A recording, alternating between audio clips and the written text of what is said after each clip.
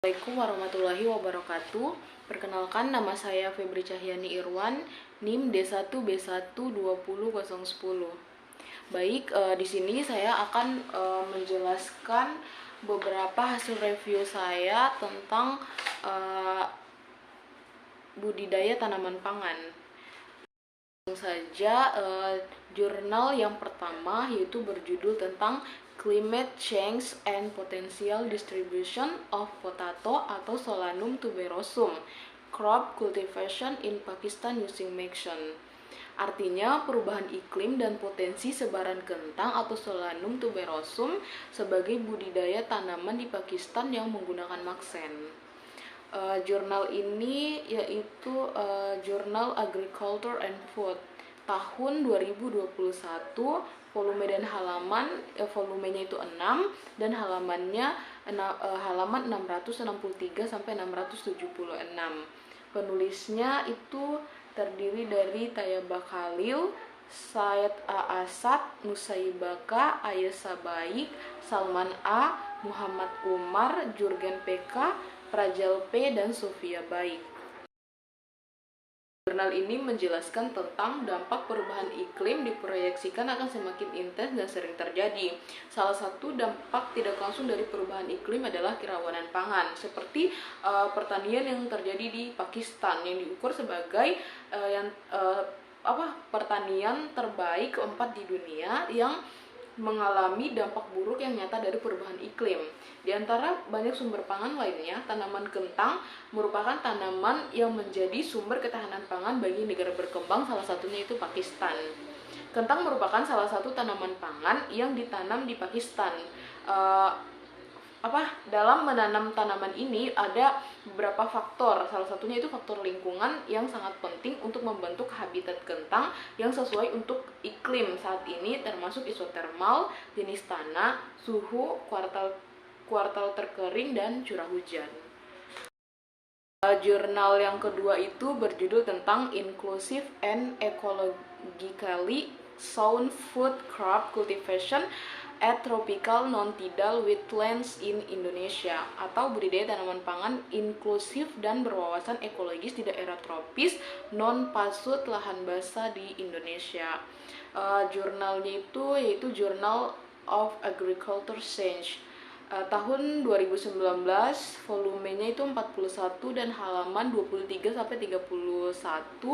Penulisnya terdiri dari Lakitan B, Lindiana L, Widuri LI, Kartika K, Siaga E, Mehana M, dan Wijaya A.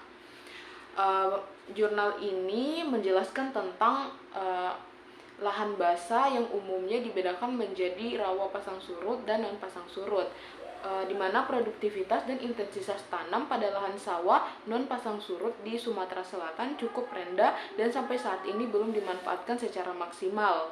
Mayoritas petani di ekosistem ini adalah petani dengan kapasitas adopsi terbatas pada teknologi yang diperkenalkan pada praktik pertanian modern.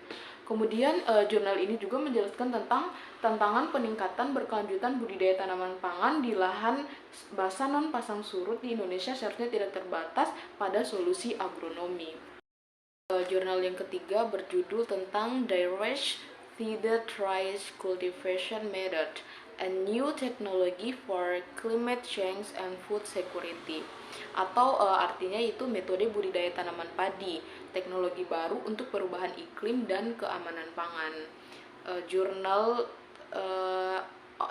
of Agriculture and Environment. Jurnal ini diterbitkan pada tahun 2016, volumenya itu volume 17 dan halaman 30 sampai 38. Penulisnya yaitu Marasini S, Josi TN, dan Amgain LP. Jurnal ini menjelaskan bahwa padi merupakan tanaman pangan utama dalam hal produksi dan ekonomi. Padi dibudidayakan secara tradisional melalui transplantasi bibit yang berumur 20-25 hari. Karena tidak tersedianya teknologi yang cocok untuk budidaya padi, ada kesenjangan hasil yang besar dalam produksi beras di Nepal. Selain itu, gulma adalah masalah utama yang dapat menyebabkan kehilangan hasil yang besar pada tanaman padi. Baik, jurnal yang keempat itu judulnya tentang Greenhouse Design and Cooling Technology for Sustainable Food Cultivation in Hot Climates, Review of Current Practice and Future Status. Jurnal yaitu Journal Biosystem Engineering tahun 2019, volume 183 dan halaman 121 sampai 150. Penulisnya yaitu Marouane Goulem, Khaled El Moudeb, Ezzedine Nehdi, Rabah Bokhanouf, dan John Kaiser Kalautit. Jurnal ini menjelaskan tentang teknologi rumah kaca yang menjadi semakin diperlukan dan menjadi solusi yang layak untuk metode modern produksi tanaman. Kemajuan teknologi telah mengurangi efek kondisi cuaca buruk pada hasil tanaman dalam rumah kaca pada iklim panas.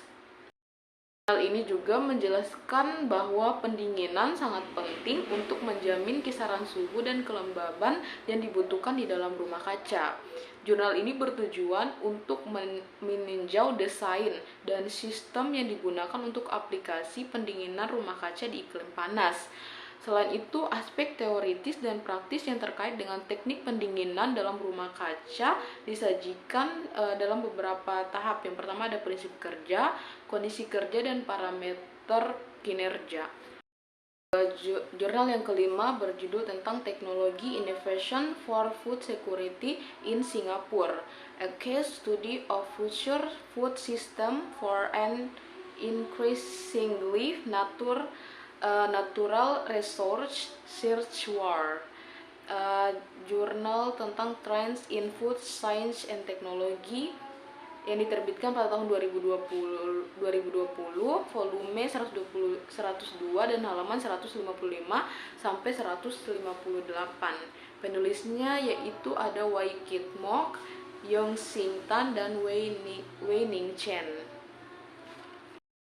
Ini menjelaskan tentang ketahanan pangan yang menjadi isu global yang sangat penting, yang terdiri dari faktor antropogenik seperti urbanisasi yang cepat dan industrialisasi yang telah menjadi sumber daya yang terbatas seperti tanah dan air.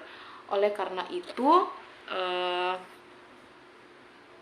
untuk menghadapi ancaman ketahanan pangan yang akan datang, ada banyak cara-cara tradisional untuk memenuhi kebutuhan dalam mempertahankan ketahanan pangan. Sebaliknya, metode yang lebih kreatif dan berteknologi maju itu harus dimaksimalkan agar sumber daya alam itu semakin meningkat dan kita dapat memaksimalkan sumber daya alam yang semakin berkurang itu. Itu saja penjelasan dari saya mengenai review jurnal. Sekian dan terima kasih. Wassalamualaikum warahmatullahi wabarakatuh.